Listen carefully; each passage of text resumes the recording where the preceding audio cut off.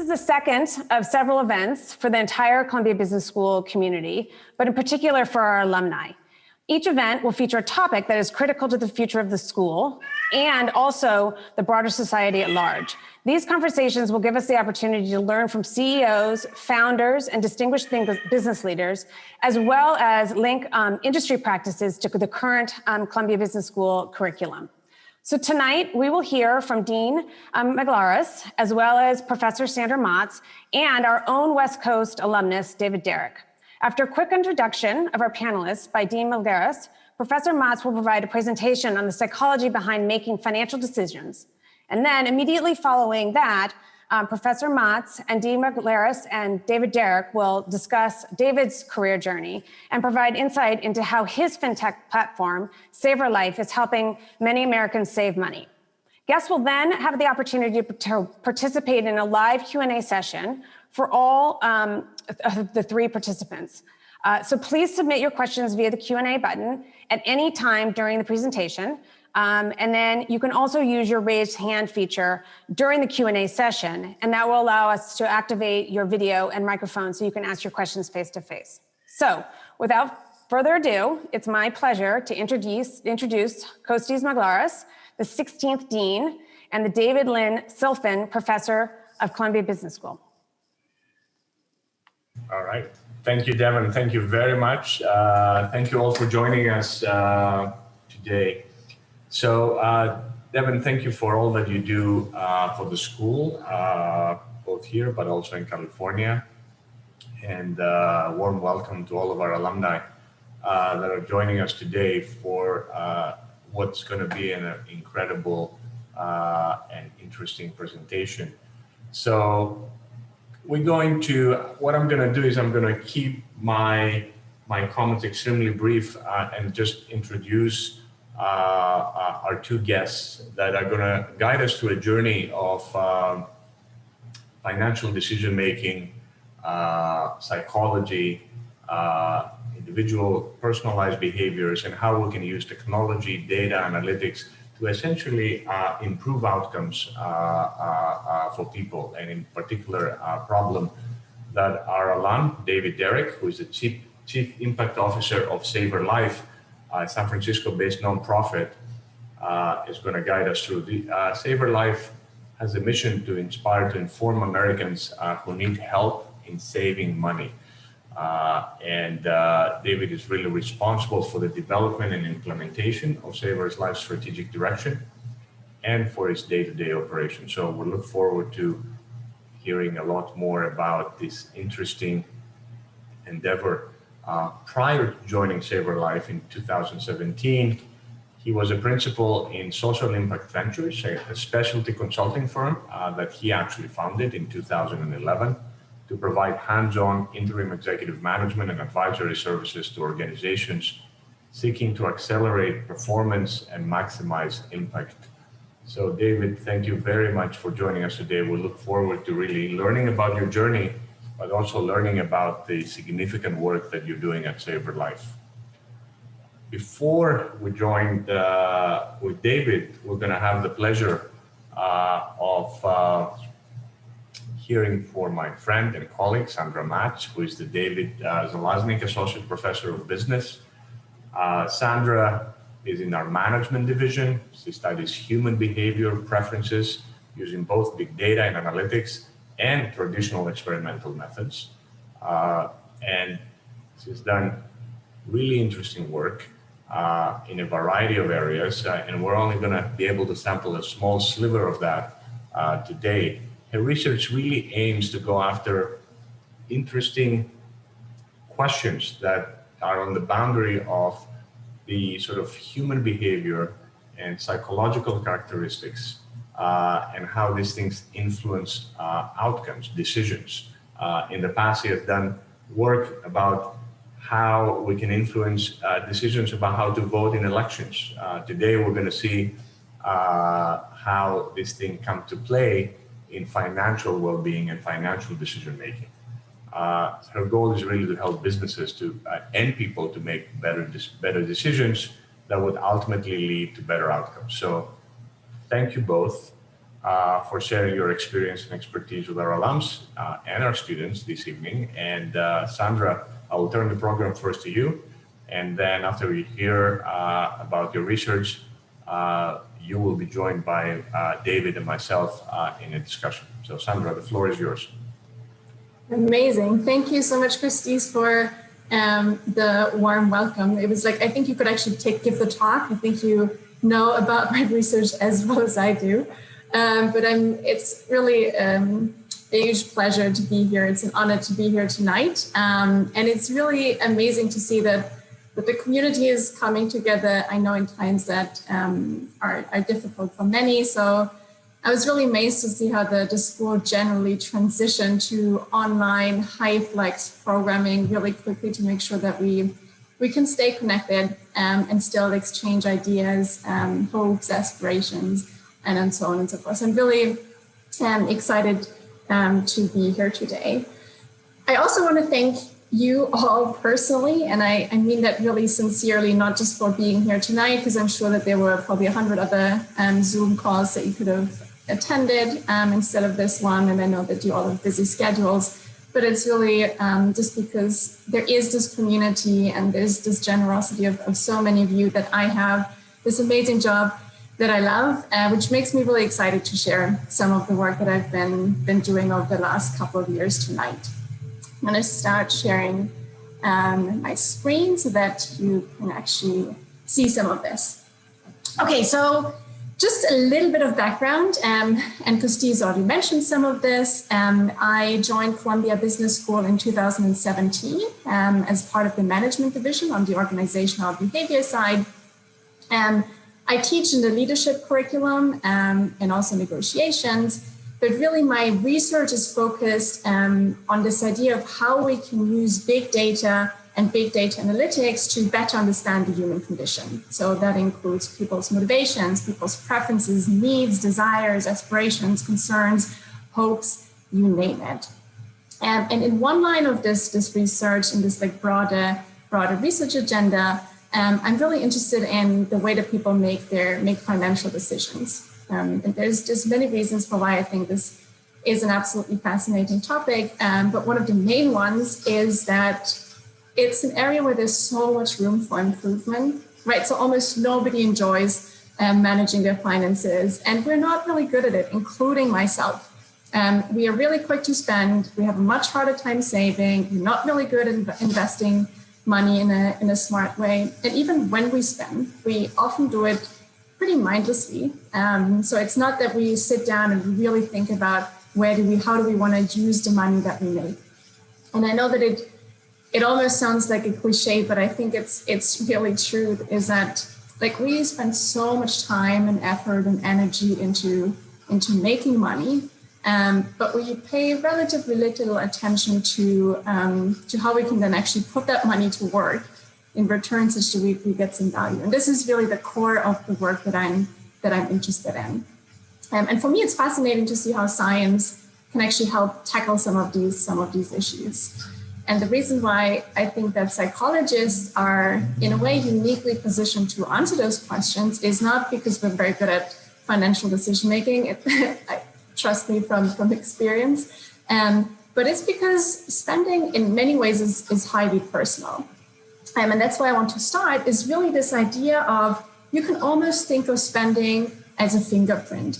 One of my favorite papers that was written and researched by a friend of mine shows that it only takes 3 data points to uniquely identify a person based on their credit card metadata, right? And the reason for why this is possible is because our spending is really unique in many ways. If you combine what you buy with when you buy it and where you buy it, it really quickly turns into this unique signal. So you can imagine that there's only one person at some point who bought a Starbucks chai latte on 116th Street and Broadway at 7:15 in the morning, then had lunch in Szechuan Garden, I don't know, at 2 p.m., and then took a lift back up to Columbia campus. So in many ways, really the things that we buy, the way that we spend or not spend our money is really telling about who we are as an individual.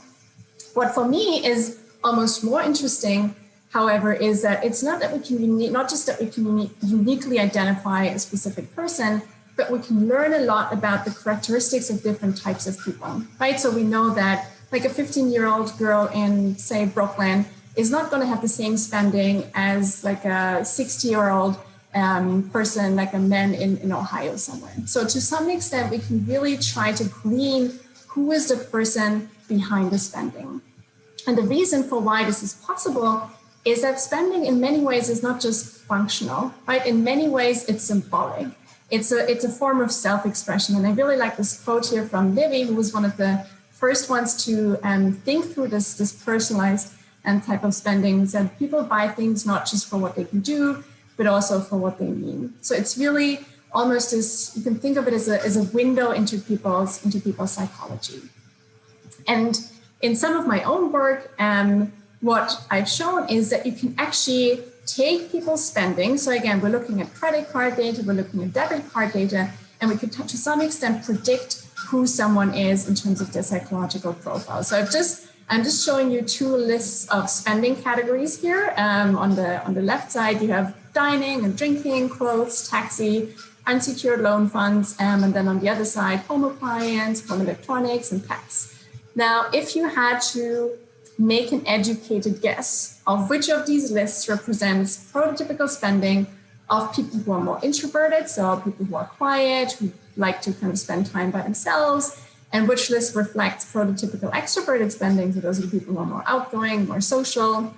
I think most of you have a pretty intuitive sense, right? So if I'm showing you now that the list on the right is reflective of extroverted spending, and the list on the left is extroverted spending and right is introverted spending, it's something that what we call has really good face validity. So the idea that we can take your spending and we can learn something about who you are as a person is actually to some extent really intuitive. It just means that if we're using AI and machine learning, the computer can take all of these puzzle pieces, put them together, and then have a good sense of who you are.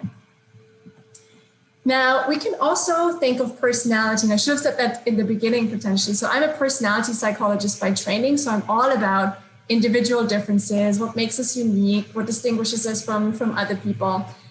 So one of the ways in which you can also think about these individual differences and personal preferences is in the way that we gain satisfaction and happiness from the way in which we spend money. So this has been this ongoing debate for decades now of whether money can or cannot buy happiness. And we've all heard someone say, like, money can't buy you happiness. So what we know from research is that there's certainly not a really straightforward relationship. So it's not that the more money you make, the more money you spend, the happier you are. It's true that if you have very little income, if you think of household income, that this makes many aspects of life harder. So really low income individuals, they do have lower levels of life satisfaction and happiness. But at some point, there is the kind of the curve flattens out, and it's not just the more money you make and the happier you are. And there's really some, I think, amazing research that I was inspired by when I started that said, well, if money's not buying us happiness, maybe it's because we're not spending it right. And what that original research showed is that you can actually increase your happiness through your spending if you spend it on others rather than yourself. So I think to some extent that was back in the day, at least relatively counterintuitive, because oftentimes we think about, oh, what are the things that we can buy that will make us happier? And it turns out that if you give to charity, if you make a gift to someone else, this actually brings you much greater happiness than if you had spent that money on yourself. Another general lesson that I think is so useful to follow in our lives is this idea that you can spend money on experiences rather than material goods, right? So if we buy a watch, it's nice to have for a couple of years, but what comes with experiences is usually that it's to some extent social because we do it with others, and we're going to live with the memories for a very long time. So those are two general rules that were suggested by the literature that I think are really amazing. But again, as a personality psychologist, one of the big questions that popped up in my mind was like, this is great. Like, it's nice that spending on others makes us happier, but we're clearly not all the same. And just to give you an example of what I mean by this, so just imagine that you have an opportunity to spend money on going to a concert, which I know in times of COVID Probably sounds like a dream to many of you. But really, if you think about, let's say, these two characters, I think we would all agree that it's very unlikely that they would enjoy this experience, first of all, to the same extent. And also, like the lady on the right might be much happier spending it on a handbag or something materialistic for herself, right? So it's this idea that to some extent, the happiness and satisfaction that we derive from our spending really depends on what motivates us, what preferences we are, and what needs we're trying to solve for. So one of the questions that I set out to answer was this question of, is it that people are happier and more satisfied with their lives when their spending is actually aligned with their personality, their psychological needs and motivations? And the way that we went about testing this is we were fortunate enough to actually collaborate with a bank in the United Kingdom, and we got access to some of their customers. So we managed to survey them. So we kind of gave them a personality questionnaire. We also asked them about their life satisfaction, so how happy they were with the conditions of their life overall.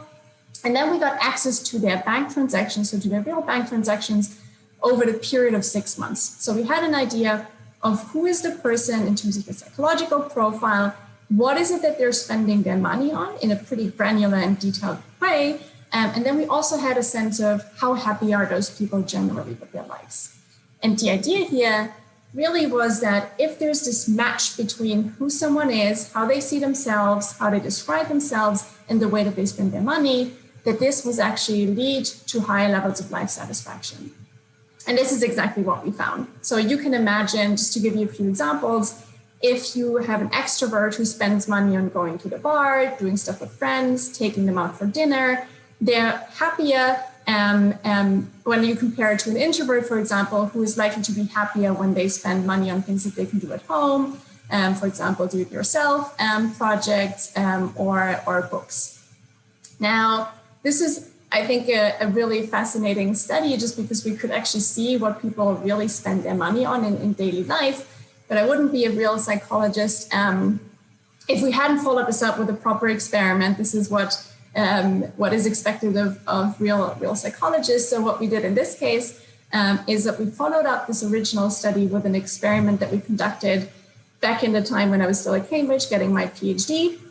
So we looked at students in this case, and we invited them to the lab. So we pre-screened them based on a personality questionnaire. We invited a bunch of extroverts and a bunch of introverts to the lab. We gave them a happiness questionnaire. So before we told them anything about the study, we gave them a questionnaire where we measured their level of happiness before they knew anything about the study. And we then randomly assigned them, and this is just the way that we do experiments, we randomly assigned them to either a voucher for the student bar or a voucher for the bookstore. And then again, we measured their happiness at 3 different points in time, right after they received the voucher, when they actually cashed the voucher. So we briefed people in the bookstore and people in the bar to say, if someone comes with a specific voucher, go hand them the questionnaire. And then they had to spend at least 30 minutes reading the book or kind of spend that time in the bar before they completed the last one. And what we could do then is we essentially collapse this to some kind of post-consumption happiness measure, right? So we now can compare how happy are people in the beginning when they don't know anything about the study, they haven't really consumed any of these products, and how happy are they after. And what you're seeing here, let me walk you through the graph. Essentially what you see on the y-axis is the change in positive affect compared to this baseline. So everything that's above the dashed line that says baseline means that by this consumption and through this consumption experience, students actually got happier. So like if the bar goes up, it means students got happier based on receiving the book or the bar voucher. And this one just shows you the condition where students received the book. And as you can see, introverted students who received the introverted vouchers, a book was a proxy for an introverted product, the bar a proxy for the extroverted product, they actually gained much more happiness than extroverts. So giving a book voucher to an introvert was more successful in increasing their happiness than for extroverts. Now, I think what's really interesting is if you look at the second condition, so this is the bar voucher, again, like a proxy for an extroverted product, and you can see there's this interaction where now extroverts gain more happiness from getting this bar voucher than introverts, But also one of the sad things is that sending these poor introverts to the bar to have fun with their friends not just failed to increase their happiness, it actually decreased their happiness. So next time you drag your introverted friend to the bar, you might want to think twice, because that is potentially a way of making them miserable. But it's really this idea, and I think it's a nice way of showcasing how it's not just spending money, right? So it's not just that you need to spend more money, you need to make more money to be happy. It's really just sitting down for 5 minutes and thinking about what is it that actually satisfies your psychological motivations and needs. And you can imagine that marketers have been quick to latch onto this, for better or worse. I'm super happy to have this discussion later on. But there's like an entirely new field around personality matched marketing. So this could mean that if we have an extroverted product, you're trying to sell it to extroverted users. Or if you think about recommendation systems, you have an extroverted user and you're just kind of trying to find the products in your offering that are most closely matched to being extroverted. It also means, and this is something that I'm going to come back later on, not in the context of spending, but in the context of saving, is that you can also, by simply framing a product in different ways, appeal to different types of personalities. So if you just think for a second, you have like this beauty website, you're trying to sell beauty products, how would you advertise that website to an extroverted woman or an introverted woman?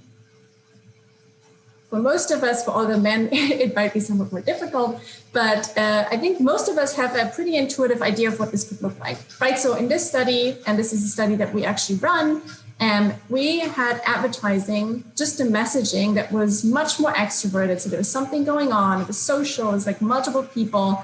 And then we had ads that were much more quiet and reserved and introverted. And what we did show in this specific study is that indeed, if you tailor the messaging, the way that you communicate with people to their psychological traits, you're more likely to get them to click on your ads and then also purchase something later on.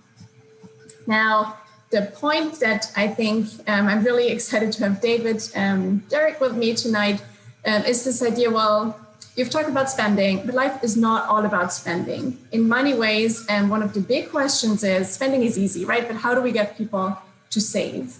And some of the early work that I was interested in, which then also leads to some of the interventions that I've been involved in, is essentially this question is, are there some types of people that have a harder time saving and managing their finances in a smart way? So in one of the early studies, what I showed that it's usually, which is a pretty sad message, is usually the nice guys of society. So the personality trait of agreeableness is the one that is associated with people who care about their social relationships, who are trusting, who are empathetic, who are most likely to contribute to this social fabric of society, that they seem to be losing out when it comes to their finances. So if you are someone who scores high on agreeableness, you have a higher chance of having lower savings, a higher chance of accumulating debt, and a higher chance of defaulting on your loan, for example. So it really seems to be this somewhat sad story that people who are actually good for society, who care about social relationships, they are not doing as well when it comes to financial decision making.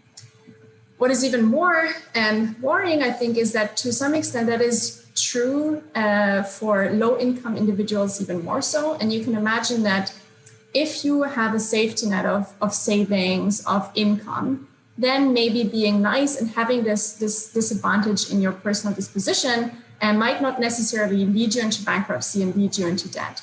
But if you don't have the safety net, then like any kind of small deviation from, say, the way that people typically manage their finances just becomes a lot more detrimental to people's health.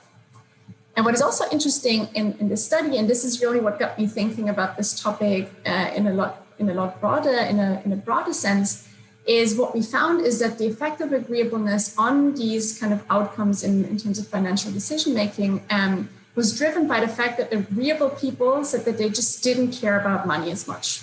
One of our initial hypotheses was, well, maybe it's because nice guys, they're not as good in assertive negotiations, and maybe they just don't get really good deals.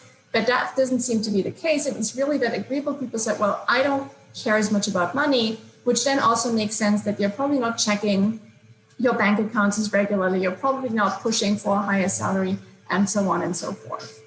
And after a lot of deliberation and kind of thinking about this, I think one of the conclusions that I came up with is essentially that in today's society, we have this false dichotomy of you can either care about money or you can care about your social relationships and others, right? It's this idea that if you really care about people, you shouldn't care about money because otherwise you're just materialistic. And what I think is a much smarter approach to this is, well, maybe you should care about money because you care about others.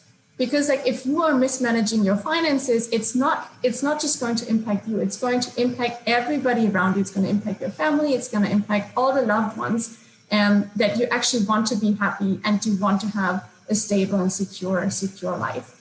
So this part really kind of got me thinking about, well, the same way that we try to get people to spend money by tapping into their motivation, by understanding what they really care about, we should be doing the same thing for savings, right? If I can understand what motivates you to save, and for an agreeable person, it's not having more money in the bank account. What matters to them is to have thriving social relationships, to make sure that their loved ones are safe and that there's not going to be like a rainy day that leaves them shattered. So it's really kind of thinking about how do we make saving personalized. It's just the same way that we typically personalize marketing. So this is a question that I've been really it's been really close to my heart for the last couple of years. Like, what motivates us to save, and how can we actually get people to save more by understanding this? And again, this is to some extent just coming back to these characters here. Like, if we understand what are their motivations, maybe it's like this signaling of status to other people, which is probably not the true for the guy, right? So the same way that we think about how do people allocate their money is how do we motivate them to keep it? And this has been a project, and I'm going to say more about this in just a second, that we have been doing in collaboration with SaverLife, which is why I'm extremely excited to have David as one of our alumni here with us tonight. But it's really an incredibly pressing issue. And I have to admit that when I started working on this, I didn't fully realize it. So what we know is that in 2020, if you just look at the US, more than 50% of Americans report living from paycheck to paycheck. Almost two-thirds do not have enough savings to cover 3 months of living expenses. And over 10% could not even cover a single week without getting paid. So this is, when I saw this, I thought it was just shocking. And it's a very precarious situation that we're in. And I think if we're not moving out of this, and COVID obviously hasn't made it any better, right? So there really is this need to help people get from these absolutely kind of almost zero low levels of saving to at least some amount where they could cover a car that breaks down or a tire that pops. So this is the project that we've been working on in collaboration with SaverLife and the Fintech Initiative at CBS. So this is something that, if you haven't heard of the Fintech Initiative, I definitely recommend checking it out, spearheaded by Robert Farahmia. But it was for me as a researcher who's trying to have an impact and trying to help people make smarter decisions, really an amazing collaboration where we can take science, we can translate it into a real world intervention that actually targets people who are struggling with savings. So what we did is we piggybacked on one of the SaverLife challenges, and SaverLife, David is going to say more about this in just a second, but it's really this fintech application that is trying to help people save more. So they have various challenges over the course of the year that try to encourage low-income individuals to move more money into their savings account. So in this case, the challenge is to save $100 and more over the course of the months. So this was our target: is can we get people over the course of 4 weeks to save at least $100? And to make our lives a little bit harder, but also to, I think, really have the biggest possible impact, is we focused on users or members of SaverLife that had $100 or less in savings. So those are, as you can imagine, the people who are struggling. They could not necessarily take care of the car that breaks down the next week. So really people who almost have no savings. What we did is we then surveyed them with regard to their personalities. In this case, we used the Big Five personality, which includes extroversion and some of the things that I mentioned before. But we had an understanding of what are the psychological motivations and preferences of these people.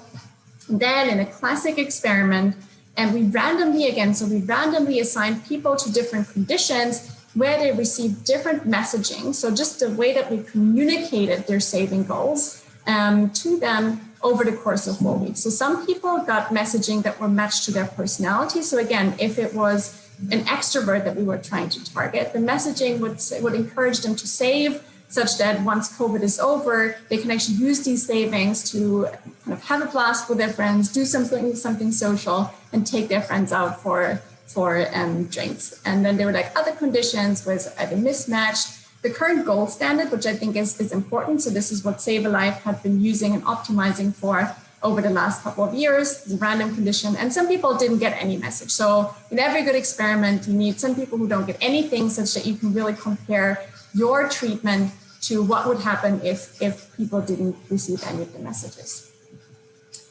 And then what happened in these treatments is that over the course of this month that was dedicated to them saving, and they received 5 emails. So they were all, again, some of the members received personality matched messages, some of them received the gold standard, but they just received repeated messaging.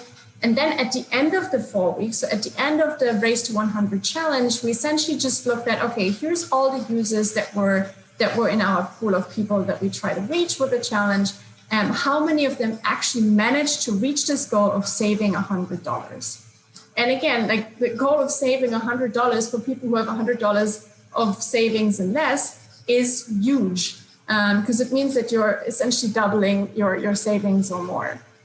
So let me just show you some of the things that we found. So what you see here is just a percentage of people in each of the conditions that managed to save these $100. And you can see it's like so this is the no message control. So this is people who had absolutely nothing. They hadn't received any of the messaging. It's about 3-4%, so a very low number. What I'm going to show you next is, and this is it's a nice sanity check if you want. So those were people that they were in a treatment group. We had planned to reach them. We had actually sent them a message, but they hadn't opened any of the messages. So they hadn't seen any of the persuasive appeals that we made to them, right? And you can see that, well, just by sending them a message, there's no difference. They're essentially as if they hadn't received any messaging. Now, the next one is all of the standard conditions that had opened at least one message. And you can see there's a jump, right? So if you send people 4 reminders over the course of a month and encouraging them to save, they actually do a better job at saving. So that's a nice baseline, because it means just by engaging with people, you can actually increase the likelihood that they are going to save. What is even nicer, though, is that if you now personalize this messaging. So again, this is the condition where if we understand that you're introverted, for example, you would get messaging that was specifically tailored to introverted motivations. You can actually see that this number goes up to a little bit more than 11%. And I know that 11% is far from perfect. Like if we could, we would bump this number up to 80, 90%. But it's a huge increase, right? So if we can get 4 more people out of 100 to save these $100 over the course of a month, that would be amazing. If you scale it up, it really has a huge impact. And it just has to be that person whose car breaks down and they can now cover it, and that makes the difference. So it's really this idea, and I'm like really grateful to SaverLife for giving us this opportunity where we can show that the same strategies, the same technologies that have been abused in the past to get people to vote for a certain candidate or to not go out on election day or just buy things that they don't really need, we can actually use the same technologies to kind of try and help people see their intentions through. Because that's one of the biggest challenges in decision making, that even if we have the best intentions and we believe in our future selves, the future selves are going to exercise more, they're going to eat healthier, they're going to save more, oftentimes we're not doing a good job. And I think having this personalized approach to finance and financial decision making could really be a game changer on this front. And this is where I'm going to stop. And thank everybody. So really, again, thanks to you for joining us tonight, for being part of the CBS community. Also, thanks to Costis and his team, like Star, Rachel, and Beth. Thank you so much for making this happening. I know that there's a lot of effort that goes into organizing these events, but it's really a treat to connect with the community in that way. Wow. All right.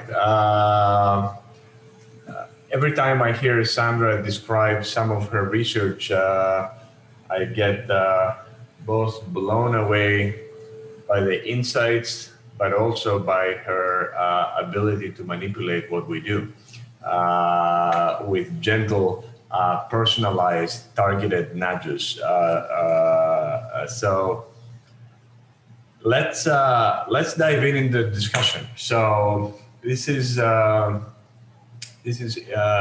very interesting, and is in some sense amazing to be joined by one of our alums that is pioneering and attacking a very interesting problem, but also one that has engaged the school and Sandra into doing research and putting research insights and work that we do in our offices and in our labs out in the field to actually have practical impact. So this doesn't happen often. So we should recognize it. And David, we should thank you for actually giving Sandra and through her the school the ability to do that. So we have a lot to cover, and I want to do the following thing. We're going to start with the discussion, and then we're going to go to a Q&A. I think I will be, when the Q&A portion comes in, I will be handling questions either through the Q&A or the chat as they're coming in, and I will be sort of directing them as needed.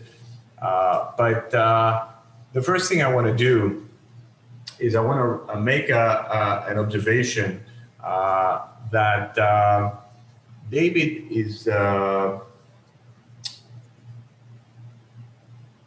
leading an initiative as the Chief Impact Officer at SaverLife that we heard a little bit about from Sandra, that combines many of the things, or weaves together many of the things that are strategically important at the school, both today and in our future. And that has to do with finance. It has to do with technology, data, the use of analytics to solve hard and important problems.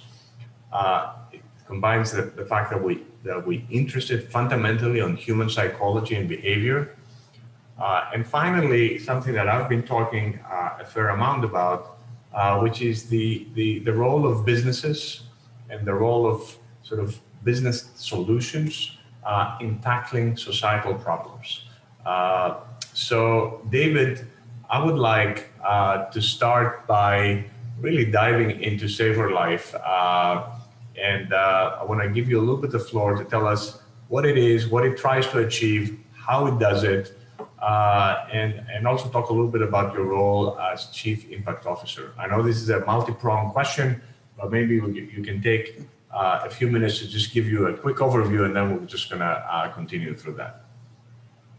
Sounds good. Sounds good. First of all, thanks for having me, and thanks for the work you've been doing, Sandra, as well, and Devin for bringing this together. So I've been at SaverLife for about 4 years now, and really came to the organization. We're a nonprofit based in California, based in Oakland, and really came to the organization because the challenge that was put out in front of me was, close to 40% of the U.S. population doesn't have $400 to address an emergency. So, when I first heard that number, it was one of those moments of, how is that possible? You can find $400 somehow or some way or another. But the answer really became pretty clear once we started looking into transactions, which we'll get to in a moment. But as an organization, SaverLife is actually a nonprofit, been around for about 20 years. It started off doing individual development accounts. And so it's always been a savings-focused organization. And IDAs were funded federally and then also funded privately. And those would basically be a match savings program. So people would save up to $2,000, and they would get either a dollar-to-dollar match up to a 3-to-1 match. But those were restricted and really thinking about long-term savings focused on either buying a house, using some sort of down payment, using it to start a small business, or using it for educational purposes. As the organization grew, I'd say probably about 5 years ago, they were having a retrospective and looked and said, we've helped approximately 6,000 people over the course of our first 15 years.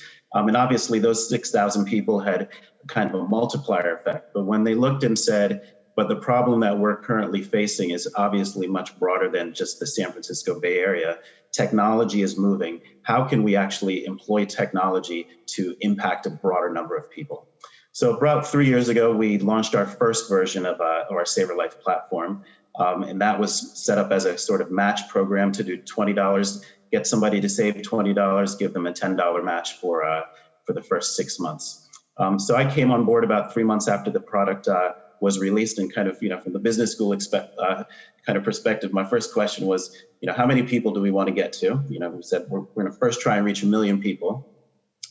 Thought about $60 match per person. So that's $60 million in grant revenue that we're going to have to raise, just to fund these people if they get the match.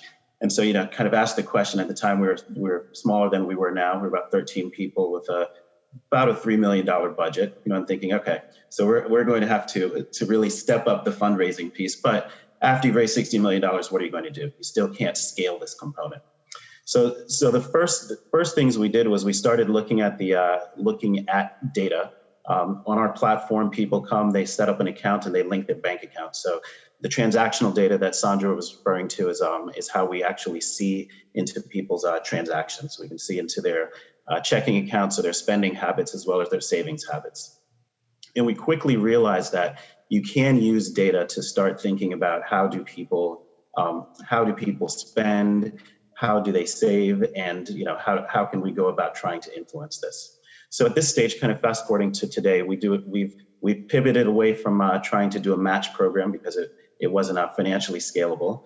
We focus more in terms of looking at nudges and behavioral design to try and get people to take the actions we want them to take. So that would be either to save money at different components through races.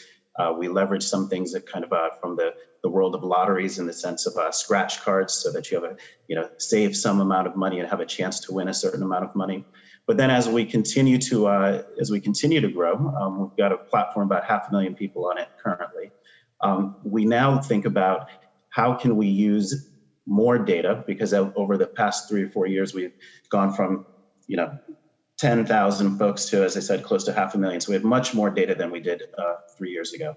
And so now it's really trying to think of how do we harness the data we have, and how can we use that information to get people to save and become better savers. So that's sort of what brings us to the table today. So terrific. The thing that comes to mind, is what's the long-term goal and aspiration for SaverLife? How do you see that scaling? Where do you see that going?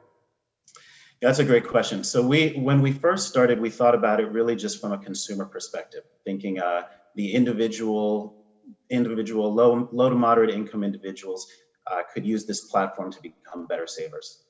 As we slowly saw that we could scale and get to larger numbers, we've done 2 more things. We've added in an employer component. So we have a direct to consumer platform, and then we also work with different employers.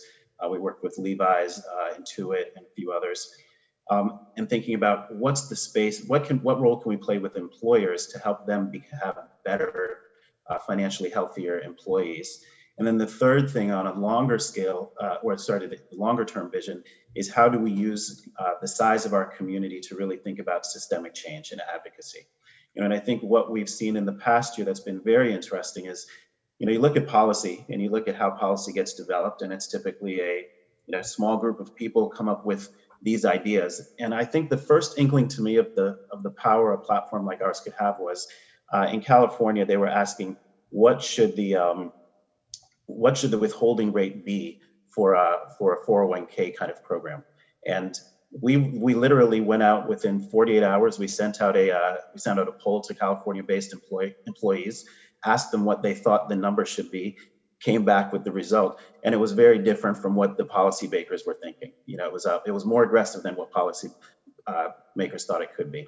And so I think as we think of the number of people who are impacted by finance in general, and if you can meet them not only where they are from a consumer standpoint, but also use that to leverage into how you can change systems, that's really where we think we'll be. So as we continue to grow the numbers of people on our platform, we think our voice can become louder. I want to return back to the $400 factoid that you shared with us then, and I had also experienced the same sort of loss of words when I had first read about it years back. But I want to talk a little bit more about the organization, SaverLife. You mentioned you used to be about a dozen or 15 employees. How many employees are you now?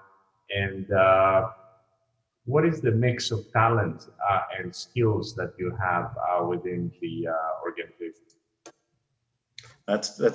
Yes. So we were up till COVID, we were roughly we were 13, 14 people. I would say the organization when I first arrived was a traditional nonprofit in that we had typically worked with individuals who had come into our office. And as we switched to a technology platform, obviously we stopped having people come into the office. But we went through a transitional period, where I think we had folks who felt there was sort of a disconnection in terms of the mission. How can you deliver the same kind of service through the internet or over an online kind of scenario? You don't have the same high touch. But once we proved that thousands of people were coming onto the platform, we then started also thinking a little bit more about our staffing situation. So we currently we outsource our development just from our tech team perspective. But the folks who we've added on, we're currently now 26 people. So we've doubled actually while we've been in COVID. So there's a whole bunch of interesting org challenges and changes that brings to it, and more remote folks as well. But the people we brought on a chief technologist. We've also started working, we have a chief information security officer because we've been working to get a SOC 2 rating so that we can work with larger employers and deal with info security issues. We've expanded our technology team, and we've built out a sales organization for our employer side work and UX piece. So the interesting side, I would say, is for SaverLife, we are a nonprofit in mission and a fintech in operations. And so when we look around and people say, who do you consider as a comparable to ourselves? We would think of groups like Digit, Capital, Dave. So we think really purely more about the for-profit fintechs, but with a different approach. I don't want to digress our conversation, but a lot of the things that you're saying are highlighting also the push that we're doing in our own curriculum to prepare our students to be able, because the nature of the job is changing. Like the transition that you went through is really because, it's happening everywhere. It's not happening just in your organization, it's happening in all sorts of industries and in all sorts of organizations.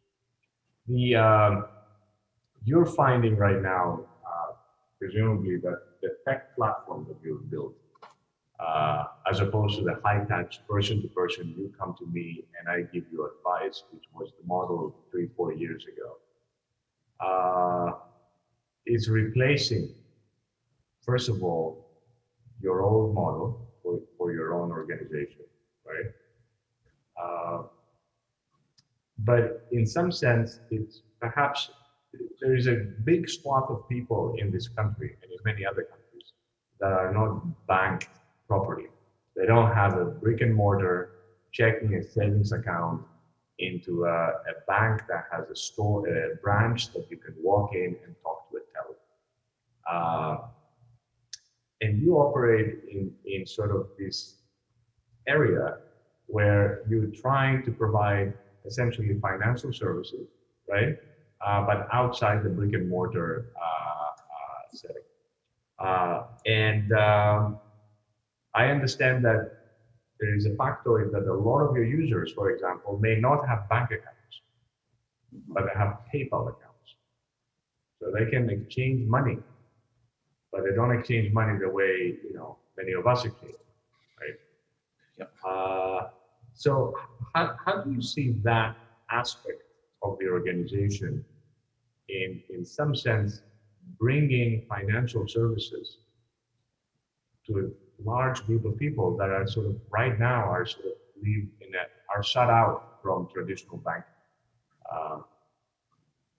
Want to take that on? Sure. No, I think for myself, when I looked at the first sets of transactions and who came on board, we work with a financial aggregator called Plaid.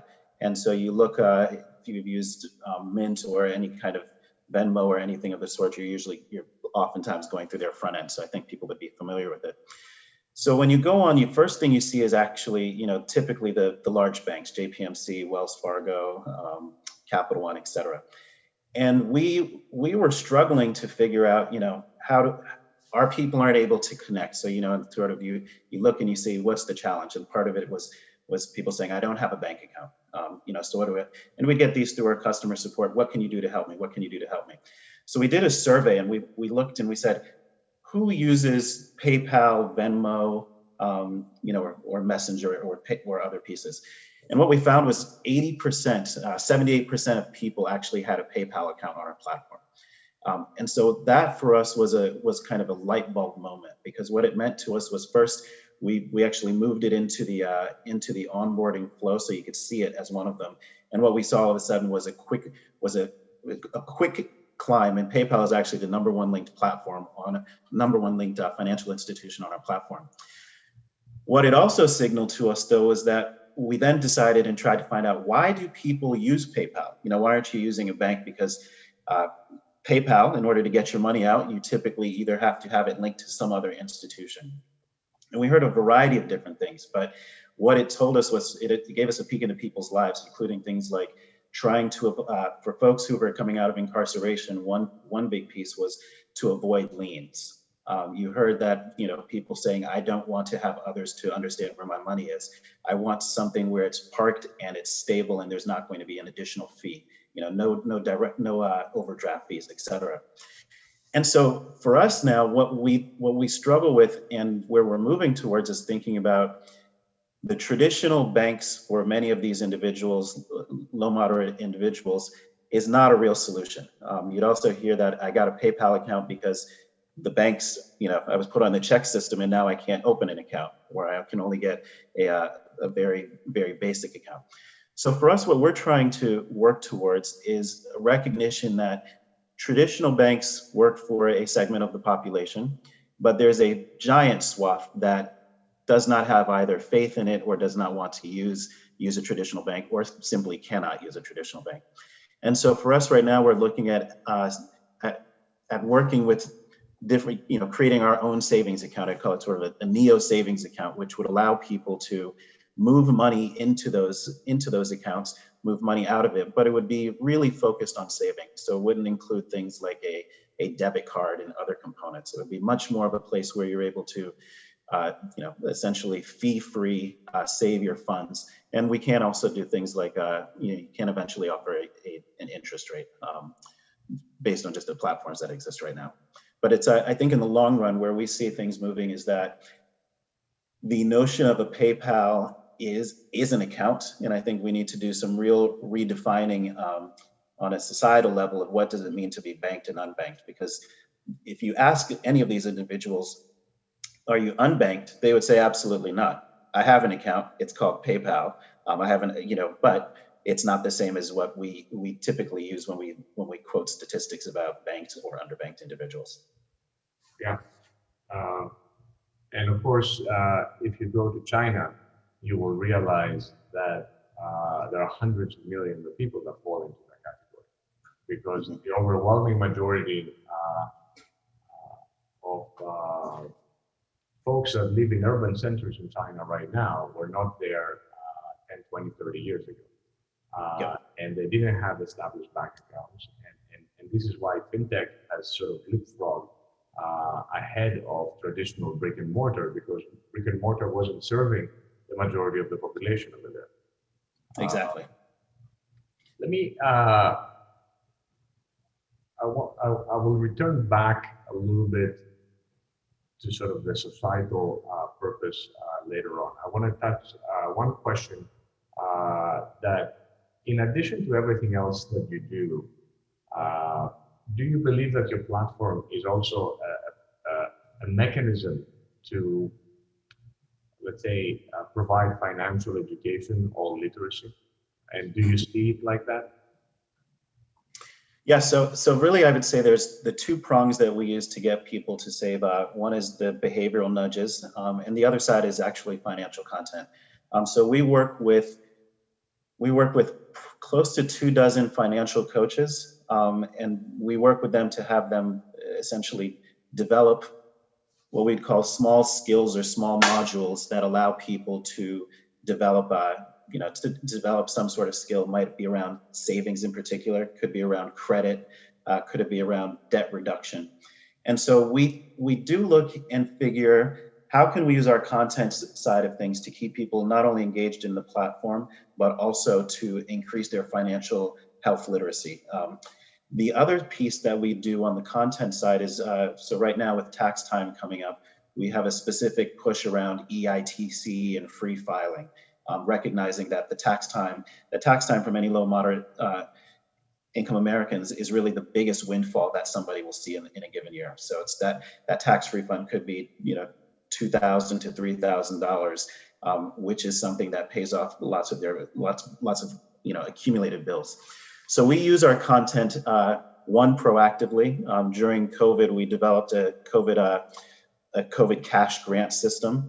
So in that case, we put together resources and actively pushed out not only cash, but also information about where people could go to. So I think content is an important piece. And the third area I would say that's been interesting is we've developed a forum of our users. And right now the forum is largely driven by the users. And so you'll see that people are trying to also have conversations about how they're reducing their debt, how they're dealing with savings, tips and tricks that are working for them. And so I think over time, we try to build that community of users, not only from sort of the larger community piece around advocacy, but also a recognition that, savings and savings behaviors is also largely regional. The way it depends on how much you make and how much your cost of living is. And so giving people an opportunity to also dialogue with one another on the platform is an important piece. That's fantastic. I want to touch two more things, and then I want to start opening it up to questions from our audience. The first thing is SaverLife is tackling head-on essentially a societally important problem, a problem that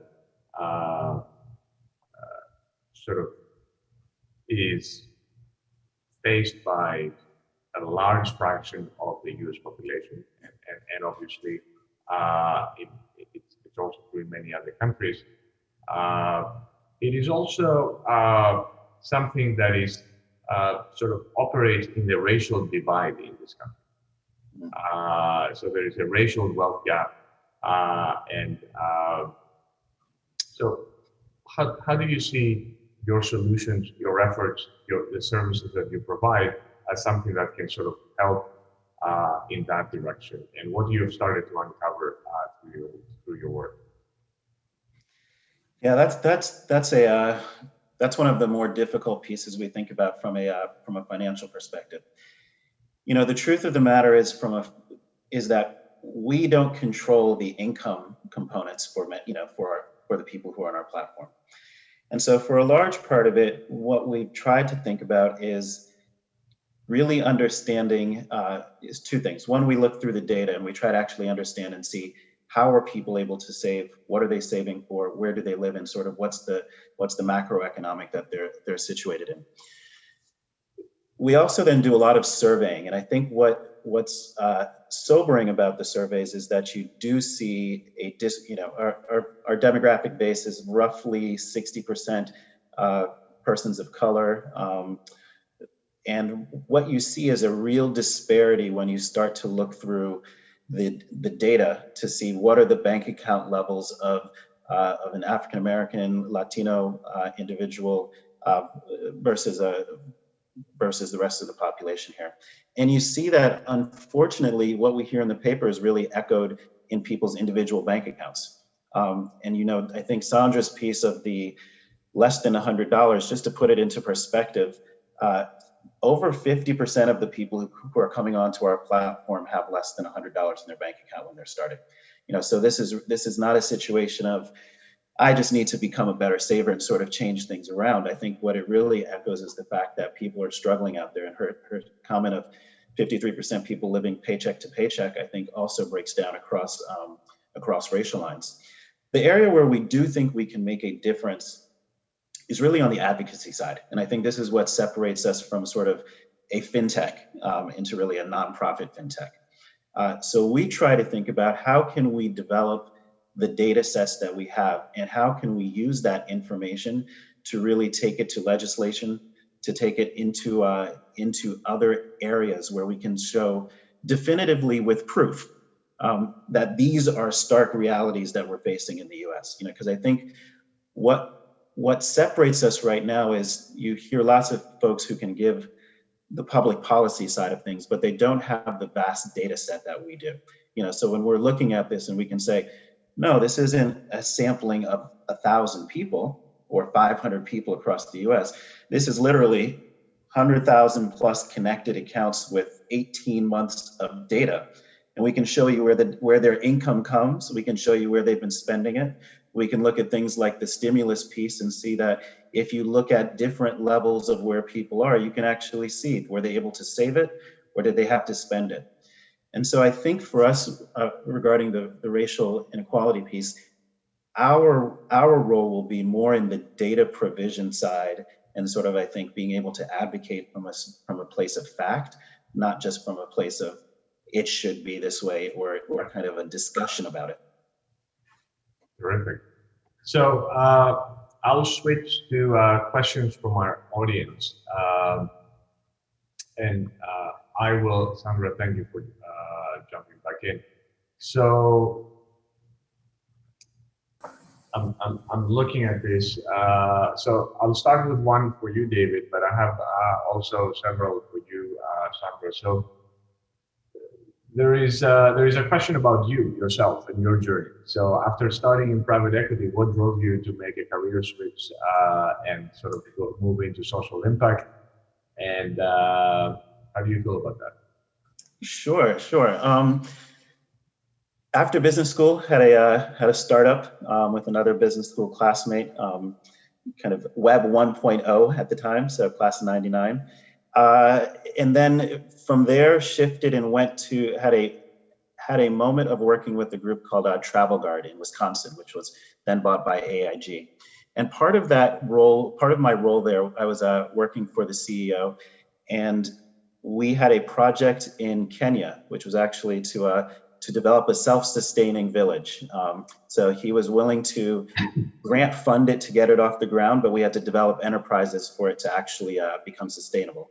And so that was sort of the first moment I came to understanding what social enterprise was, because I had always just thought about grant funding being in perpetuity, and you just needed to keep raising money and making it live on its own.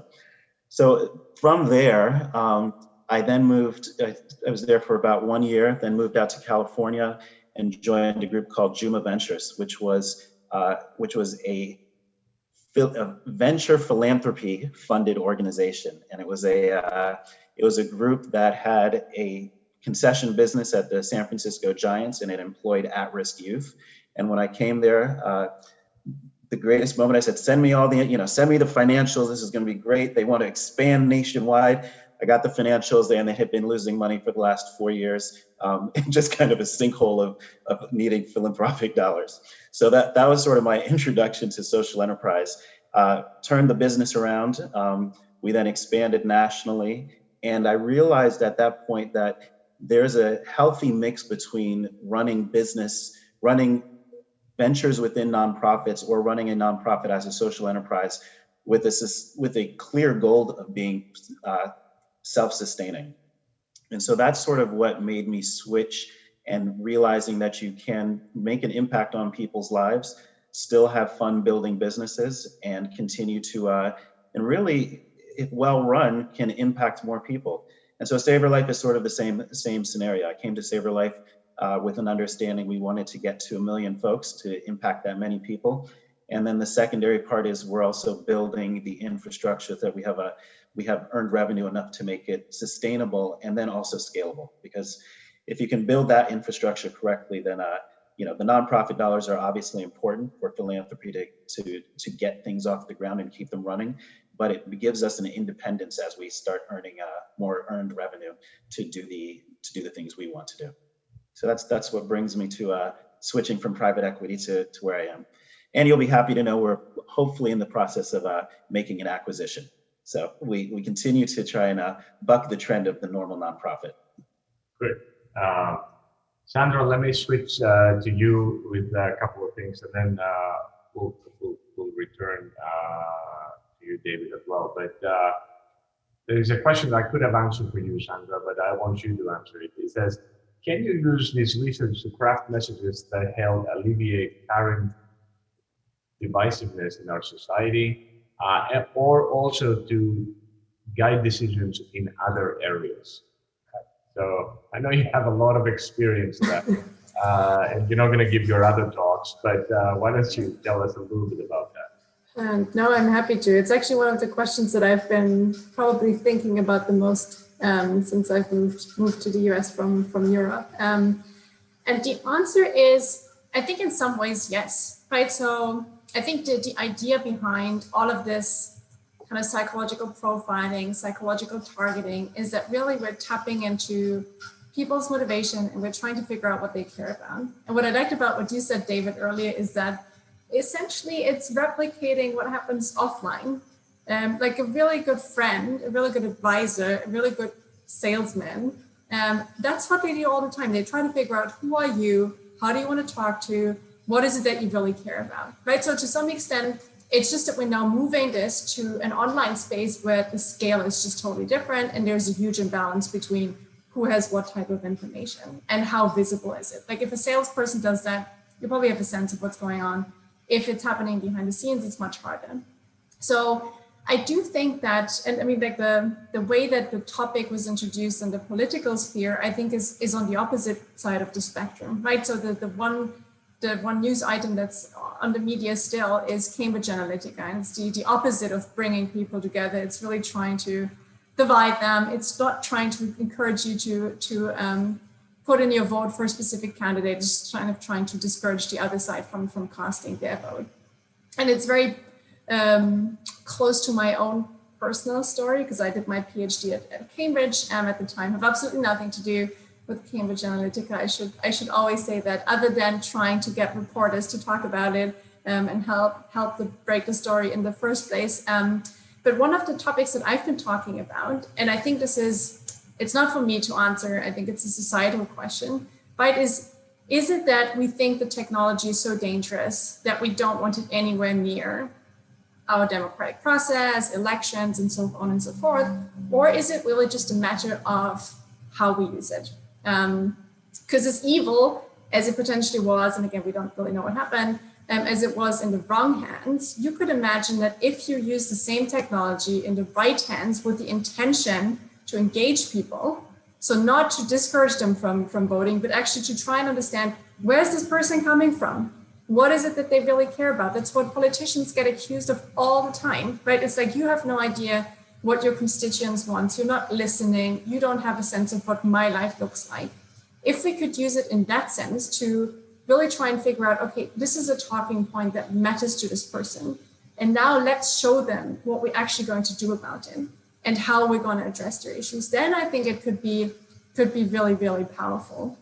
Another type of research, and that's not my own, but I think it's like, I've to some extent adopted it in the way that I try to talk to people who I strongly disagree with when it comes to politics, is what they call moral reframing. And the idea is that liberals and Democrats, they have different moral values, right? So conservatives, they care more about tradition, and then liberals care more about fairness. And one of the things that you can do is essentially kind of try to step into their shoes and think about it through the lens of what are the moral values that are underlying the decisions. And it's difficult for people because we have our own lens, our own perspective, and it's not easy to step outside of our bodies, of our kind of the way that we see the world and say, okay, this is how someone else might see it. And I think that's where algorithms to some extent are actually powerful because they don't have this, it's not that they have strong feelings about their own perspectives. They find it much easier to say, okay, let's see where this other person is coming from. So I do think it could be a mechanism to engage people and to some extent bridge the divide. It's not going to be easy. Yeah. I'll share a personal story, even though I should not be doing the talking, but about a decade ago, I started, or maybe a little bit more, started working a lot on social networks from the engineering, machine learning, let's say, angle. And there we were studying how information diffuses over social networks. And about 3-4 years later, I was giving talks at plenaries, etc., on that. And the example we were using at that point in time is the Obama campaign in 2012. And the natural evolution of that was Cambridge Analytica in 2016. Same technology, only taken to the next level and perhaps used in a slightly different way, but it's this ability to collect data, use powerful algorithms, and then exploit the ability to give personalized nudges or signals down to the individual, coupled together with the fact that there is, people consume news and form opinions in a very different way now than they were 30 years ago. They don't read the newspaper. They don't listen to NBC News at 8 o'clock or 9 o'clock. They get their news from their personalized feed on their phone, and as a result, I can send you messages and for good and for bad. But I fully agree that the technology is powerful, and we should hopefully harness it for good, which is something that we're seeing today through the examples that we're discussing. Let me, David, pivot back to you a little bit and ask a question. I have a couple of questions. One comes from Manish Sagar, a good friend of the school as well, and my own. And it looks at the financial education piece and it says, well, have you actually looked at teaching children about finance? And what do you think about financial apps for the family like Kachinga, which is, I haven't heard, but now I need to Google. Do you have a view on that, David? Yeah, for us, it's something we actually get asked from parents who use our app. So our app, part of why we don't focus on youth, so 18 and under, is legal reasons, being able to access their account data. So there's just some practical pieces there. But what we do find is that parents, certainly the more enterprising ones, have found loopholes, and open accounts for their kids to use. I actually think that it's a great thing to try and get younger people involved in financial decisions or understanding finances earlier. I do believe the biggest challenge, though, is understanding what the motivations are for a younger person. So two things happen. I think from a scaling and fintech perspective, there's not enough transactional kind of information and data to try and understand what an individual is doing. So I think to Sandra's point about you can watch and look at spending, or you can use three data points from credit card pieces. All of that type of metadata is captured in the transactions that we see. But I think for youth, it just creates lots of problems in terms of us, using that data, looking at it, understanding ages and those pieces. But anecdotally, I think we do see that parents are interested, and I think there's a space for it. But for our platform, it's tricky. But I think there's definitely opportunities.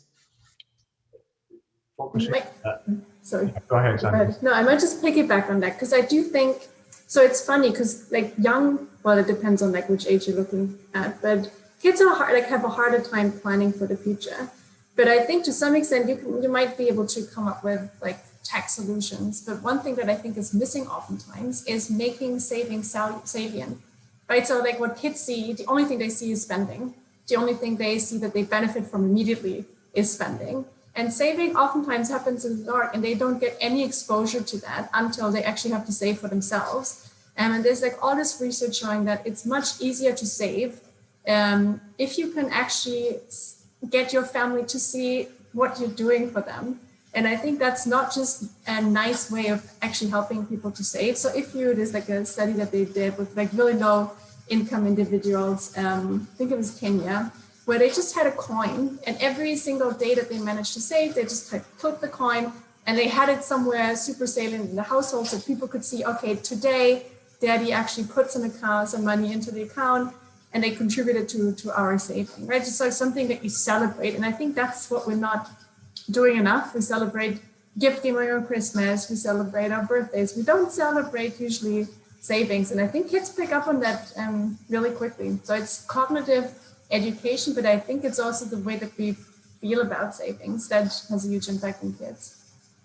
Yeah, just one other thing I think, Sandra, that you reminded me is that it is hard. It is probably for youth much more important for it to be visible.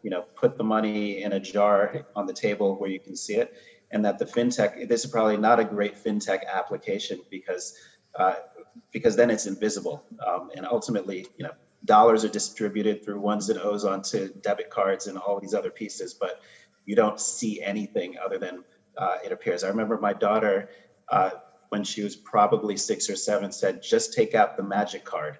We're like, "What are you talking about?" And she was talking about the debit card.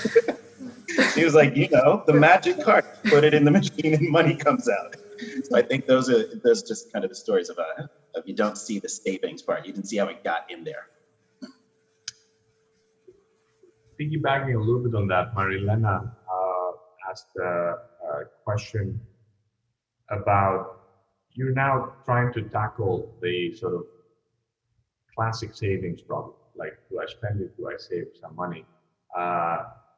Is a next journey for the organization to actually look at planning for the future, retirement planning, but sort of having a 10, 20-year outlook where you're thinking about milestones, and then therefore maybe we need to start doing something towards these. No, that's actually exactly the direction we've been heading. So we're starting to think about how can we use machine learning to first deal with a short-term budget, like creating a short-term budget. So then also thinking about how can we help you to predict out, 6 months to a year. We're trying to understand what are the different points for our population of low moderate income individuals. We're looking at sort of a $2,500 being a place where you have some sort of financial resiliency, financial mobility. And what that will mean for us more realistically is going to be how do you then move into things like micro investing? So not like the past couple of days with Robinhood, but more thinking about, are there ways in which you can make micro investments that can continue to build not then your liquid savings, but the next level of savings. For us, interestingly, retirement is probably the least active set of content use that we have on our site. It tends to be, I think, our average age is about 34. And so I think people are currently thinking a little bit more near term because their financial situation, and really thinking probably maximum 5 years out. So that's sort of the horizon we work with. But again, for us, it's trying to understand less from the standpoint of can we provide, an individual who can help create a plan for you. More, are there ways in which we can use machine learning and other types of tools to start helping develop customized and personalized goals? Okay, this is great. Then, mindful of time, and I have a few questions. One, I think we can both take on, is from Mercedes Lee. And it says, we saw an increase in savings when we sort of started looking at people that opened up their personalized messaging that they were getting. And the question is there a way to further personalize communication? That could be the frequency of messaging or other dimensions. What's the subject line? What time we send the message? So that will sort of increase, let's say, the probability of opening, reading, and maybe taking action. Have you explored, and what are your thoughts about that? I think it's a great question. So I'm going to go on a slight tangent, and then I'm going to come back. So I think there's different ways that you can essentially personalize the user journey further, right? So you could think about timing, you could think about, and that's a direction that I think marketing is going into in many ways, is like having contextual information. So it's not that we just say you're an extrovert, but we now also know that you're currently in an extroverted context where you're surrounded by other extroverts, by tapping into your microphone and seeing whether there's other people around you, by looking at your physical activity, by tapping into your GPS signal. So there's like the marketing, I think, is moving really in this direction of we're looking at the person, but we're also understanding what the situation is like, and that is predicting whether you're going to open this message or not.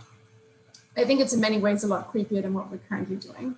So the one thing that I would love to see, and I think this is true for both spending and saving, is that I think it should be much more of a conversation, right? So everything, like a lot of the things that I've been talking about is how can we make predictions? How can we then kind of have our best educated guess of who you are and send you messages that are tailored? I think what would really lead to a huge jump in changing behavior is if we can have an educated guess, and then we open it up for discussion. Then we say, look, here's who we think you are currently. Let's have this conversation about, first of all, whether that's right, or if there's anything that we can do to make it better. So it's not just that we're sending you messages. We essentially have an app where you can have your own savings buckets, right? So who am I? I don't know exactly what you're going to save for. I can guess the rough direction. Maybe it's something social. But if you want to save for like a specific event, let me help you create the saving bucket. So you have this sort of personalized piggy bank in the app, where it's not just, it's like you can see your savings account accumulate, but you can really track for each and every goal, like how close are you, and you can turn it into a family event. So I think personalized, the way that we think about it right now, is very individual focused. It's like, okay, who is this person?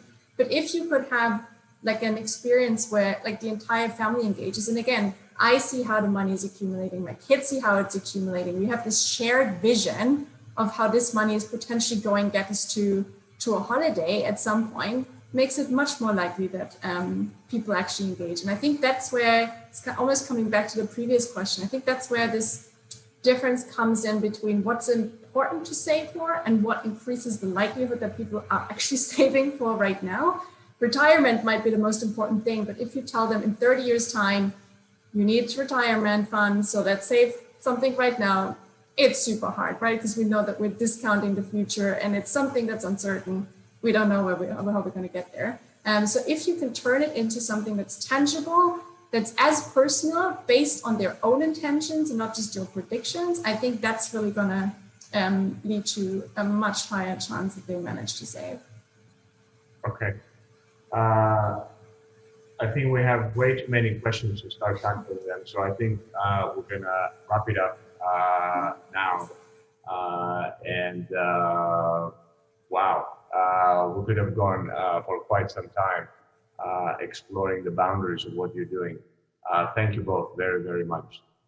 Yeah, and thank you guys so much. I mean, wow is right. That was really insightful. So thank you so much, Dean Maglaras and Professor Matz and Mr. Derryck, for a really great discussion. And you're right, I was looking at the questions. There's a lot more that we could have continued to talk about. But we really appreciate you guys hosting this session for us, and we look forward to all of you guys maybe joining us again for the next discussion, which I think the topic is going to be biotechnology in healthcare, and I think that's going to be in early March. So thank you guys again for joining us tonight, and thank you all for a wonderful discussion. Thank you. Have a good evening.